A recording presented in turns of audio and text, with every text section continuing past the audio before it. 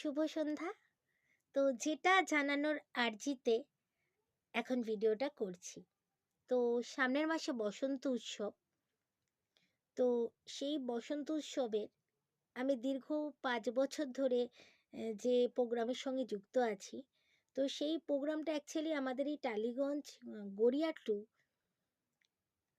টালিগঞ্জ ফাঁড়ি পর্যন্ত এই প্রোগ্রামের সেশনটা হয় এবং এখানে আ সকালে প্রভাত ফেরির থেকে তারপরে গোবিন্দের অভিষেক এবং এই প্রভাত ফেরির দ্বারা নৃত্যানুষ্ঠান, সঙ্গীতানুষ্ঠান এবং কাব্যায়ন করতে করতে কিন্তু এটা পথসভার একটা বিশাল একটা প্রসেশন বেরোয় এবং সেই প্রোগ্রামটা টিভিতে ৩ থেকে ৪টে চ্যানেলে সেটা শো হয়। সকাল ৭টার থেকে একদম ১টা পর্যন্ত। তারপরে ওখানে আমরা সবাই থাকি। ওখানে আমরা মানে প্রসাদ গ্রহণ করি। খিচুড়ি ভোগ, পায়েস এগুলো ওখানে হয়। তো সেগুলোও আমরা খাই। বাড়িতেও আমাদের দেয়া হয় প্যাকেট যারা পরিবারের আছেন তাদের জন্য। এবং ওখানে বাউল উৎসব হয়।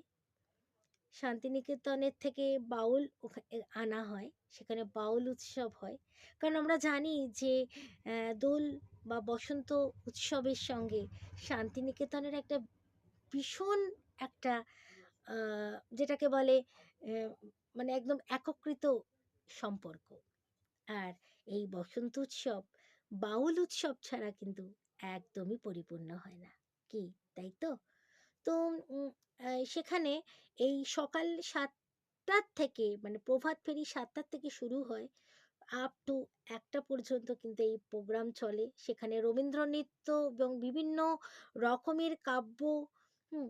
সঙ্গীতানুষ্ঠান, খুব সুন্দর সাংস্কৃতিক অনুষ্ঠানের আয়োজন করা হয় এবং এটা প্রত্যেকটা ওয়ার্ড কাউন্সিলর এখানে প্রেজেন্ট থাকেন প্রোগ্রামে এবং তাদের যারা আম মানে যারা পদে যারা রয়েছেন এই ওয়ার্ড কাউন্সিলরের আন্ডারে যারা পদে যারা রয়েছেন, যারা ভলান্টিয়ারের পার্ট করেন, ভলান্টিয়ারের কাজটা যাদের দেওয়া হয়, তারা কিন্তু ভীষণ কনসাস যাতে না কোনো রকম সমস্যা হয়, অনুষ্ঠানটা যাতে খুব সুন্দরভাবে অনুষ্ঠিত হয় এবং ভীষণ ভালো ভীষণ ভালো গাইডেন্স।